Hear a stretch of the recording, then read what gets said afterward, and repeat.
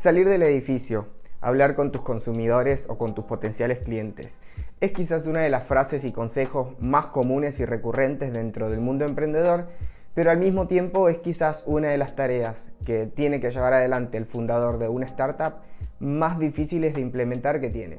No solo por el desafío mental que puede representar para muchos, enfrentarte a desconocidos y además exponer tus creencias y tus opiniones a que sean destrozadas por tu potencial consumidor, sino también por todo el trabajo de planificación previa y de análisis posterior que es necesario para llevar adelante este proceso de una forma efectiva y que los resultados del mismo sean útiles para poder implementar en la mejora de tu emprendimiento.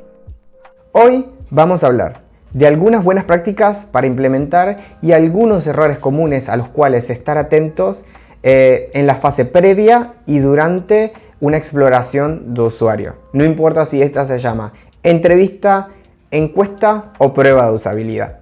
Una fase de investigación o de exploración de usuarios requiere de inversión de mucho tiempo en recolectar la información de los usuarios y en el posterior análisis. Por eso es clave cerciorarse en la fase previa y de planificación de que ese esfuerzo no sea en vano solo por el hecho de no haber planificado bien.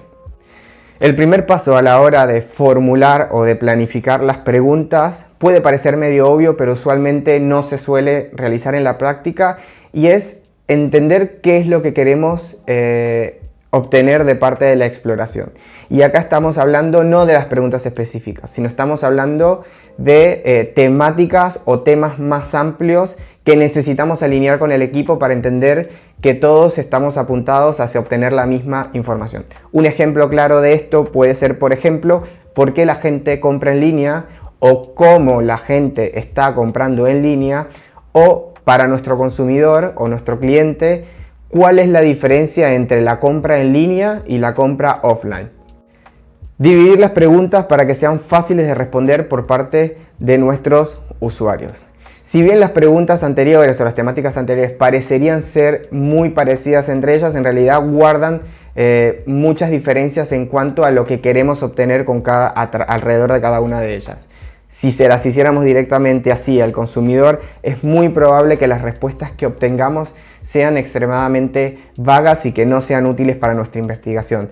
Por eso es necesario pasar de por qué la gente compra en línea a qué tipos de producto estás comprando hoy en día en línea, qué tipo de producto evitas comprar en línea y por qué, o qué te gusta más o menos del proceso de comprar en línea.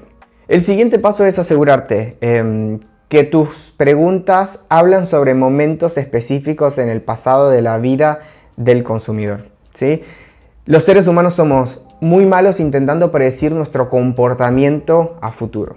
No solamente porque muchas veces respondemos sobre la base de lo que nosotros deseamos ser y no lo que realmente somos, o sobre la base de lo que deseamos proyectar que somos, sino también porque si preguntas sobre momentos en el pasado específicos, es muy probable que las respuestas sean más genuinas y objetivas respecto a los comportamientos. Por ejemplo, una pregunta mal redactada sería: ¿qué pasa por tu cabeza cuando una compra en línea falla?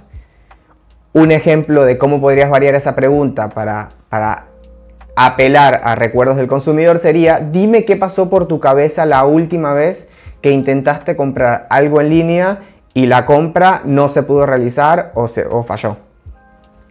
El último paso es asegurarte que las preguntas que redactaste están dándole prioridad a las preguntas abiertas. ¿Por qué? Hay algunos usuarios que se sienten muy cómodos en las entrevistas y van a tender a darte respuestas mucho más completas y pertinentes para tu investigación. Sin embargo, hay otros usuarios que no necesariamente se sienten tan cómodos y que van a tender a única y exclusivamente darte la información que le estás pidiendo. No lo harán por malos o porque sean perezosos, simplemente es un tema de personalidad. Entonces, para evitar que estas entrevistas resulten improductivas o que se terminen demasiado pronto, es importante que te asegures de que las preguntas están redactadas de una forma más abierta y no tan cerrada, para ofrecerle un espacio a esas personas que no se sienten tan cómodas para que puedan elaborar sus respuestas en base al contexto.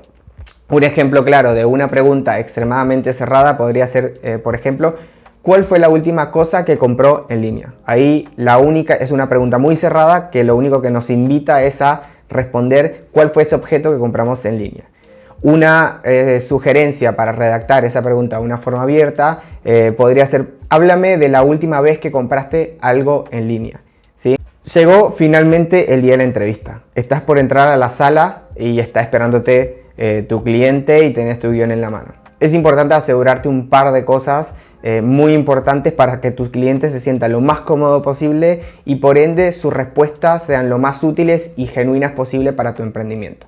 El primer consejo que tienes que tener en cuenta es que es necesario mantener el personaje. Y ya no tienes que ir con el personaje del diseñador o con el padre de ese bebé que es tu idea o tu proyecto. Es necesario que cambies a un personaje de investigador muy curioso y ávido por entender el punto de vista del consumidor, sea cual sea. Y acá es clave no tener o no demostrar ningún tipo de emoción positiva o negativa cuando tu cliente responde algo que se alinea con lo que esperabas o valida tus hipótesis de negocio, o negativo cuando tu cliente dice algo que invalida tus hipótesis de negocio. Si dejas que esto suceda, lo más probable es que a lo largo de la entrevista el cliente comience a alinear sus respuestas en base a lo que cree que vos querés escuchar para ser lo menos agresivo y lo más simpático contigo posible. Lo siguiente importante es también alinear tu comunicación gestual. Tu lenguaje corporal debe reflejar el hecho de que estás ahí para aprender lo máximo posible de esa persona. Y para demostrar o transmitir esto es importante o es recomendable mantener siempre el contacto visual con la persona que estás entrevistando, inclinar tu cuerpo hacia adelante, hacia esa persona, nunca cruzar tus brazos en ningún momento y mantener expresiones faciales siempre positivas. No importa si lo que está diciendo el consumidor valida o invalida tus hipótesis o tus creencias o lo que esperabas obtener de parte del consumidor. Otra cosa muy importante es siempre sonreír para siempre demostrar que estás pasando un buen momento y que la persona se sienta lo más cómoda posible. Lo siguiente también que es importante y es un poco obvio, pero sirve mucho explicarlo al inicio de la entrevista, es dejar muy claro que durante la entrevista no hay preguntas correctas ni preguntas incorrectas. Es importante clarificarle al entrevistado que esta entrevista no es para medir su capacidad para hacer bien o mal una cosa o responder bien o mal una pregunta, sino es sobre explorar o sobre conocer su opinión sobre algún tema, sobre algún problema, o para entender qué tan claro y qué tan útil es tu solución planteada. Otro consejo importante sobre el inicio de la entrevista es arrancar con preguntas de precalentamiento. Antes de profundizar en los temas que estás queriendo explorar, comienza la sesión con algunas preguntas sencillas y ligeras que la podés combinar y podés ir adelantando el trabajo con lo que son las preguntas de segmentación de la entrevista, que seguramente vamos a ver en otro video cuál es la estructura regular de una entrevista o de una encuesta. Un ejemplo de este tipo de preguntas, por ejemplo, puede ser ¿a qué te dedicas? O pedirle que te hable acerca de sus hobbies, o que te hable sobre con qué frecuencia usa la computadora de la casa, de la oficina, o navega en internet desde el teléfono, o con qué frecuencia suele realizar sus compras a través de internet. Arrancó la entrevista y las cosas comenzaron a rodar y todo debería fluir muy bien siempre que sigas el guión que has preparado con tanto esfuerzo. Sin embargo, y el primer consejo durante la entrevista es que no necesariamente tenés que mantenerte estricto a tu guión. Todo lo contrario, una de las ventajas que tiene las entrevistas es la posibilidad o la flexibilidad de adaptar las preguntas que estás haciendo en base a la dirección que está tomando la entrevista o en base a alguna información que te arroja el consumidor y que no estaba contemplado o que no contemplaste con tu equipo cuando planificaron cuáles eran las preguntas a hacer. El segundo consejo durante la fase de la entrevista es darte tiempo para escuchar, ¿sí? Es importante que recuerdes y que te mentalices que durante una entrevista o una fase de exploración, quien debe hablar la mayor parte del tiempo es tu usuario y no sos vos. Limítate a formular la pregunta y a dejarle espacio a la persona para que responda, y es importante que estés atento porque algo que sucede muy comúnmente en las entrevistas son los silencios incómodos. El usuario necesita muchas veces tiempo para pensar en su respuesta antes de formularla, y se suele dar la situación de estos silencios incómodos o posterior al momento en que haces la pregunta, o incluso en el medio de que el cliente está respondiendo se queda callado para pensar o seguir exponiendo. Evita o resístete a la tentación de intentar completar esos silencios incómodos o con otra pregunta o con tu propia opinión. Otro consejo, el tercer consejo importante durante la entrevista, es el parafraseo. Es muy probable que esta persona con la que estás charlando es primera vez que la conoces, y es normal que la comunicación al inicio pueda ser un poco más difícil porque no se conocen. Un consejo importante, incluso si conoces a la persona, no necesariamente si es un desconocido, es el parafraseo.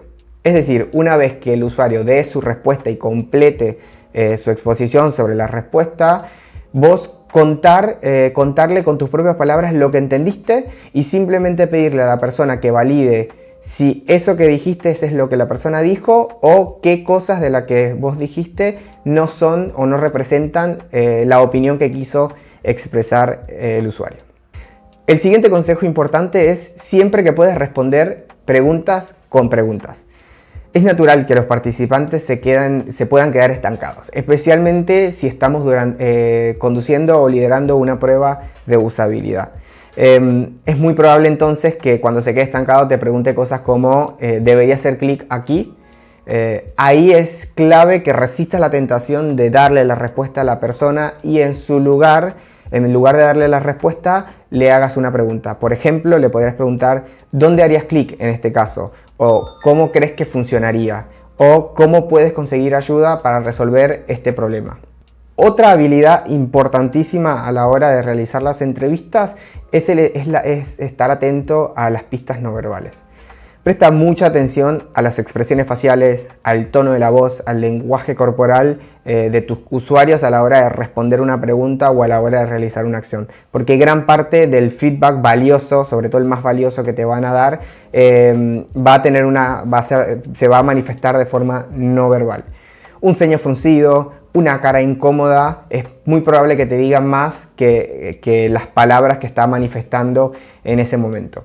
Realmente es complicado cuando estás moderando una entrevista o una prueba de usabilidad estar atento a tantos detalles, por lo cual una recomendación importante es siempre que puedas realizar esta tarea en pareja.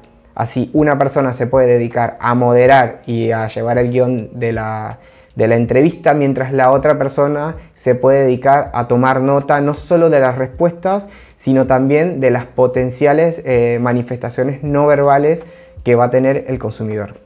Y el último consejo durante la fase de la entrevista es que entiendas que esto es un proceso de aprendizaje continuo. La capacidad de llevar adelante buenas entrevistas útiles de usuario, es como cualquier otra habilidad. Mejora mucho con el tiempo siempre y cuando te des la oportunidad de intentar muchas veces y fallar muchas veces, ¿por qué no? Para ir logrando o generando esa confianza que te va a permitir en el futuro que las cosas sean mucho más fluidas que al inicio. Mi nombre es Juan Betancourt, hace algunos años que me dedico a generar contenidos sobre emprendedores y sobre innovación corporativa en mi blog de Medium. La idea es comenzar a generar ahora estos contenidos en mi canal de YouTube, así que son bienvenidos a suscribirse a ambos canales, y también espero que me dejen todos sus comentarios o dudas en el video para poder irlas respondiendo y generar nuevos contenidos. Chao.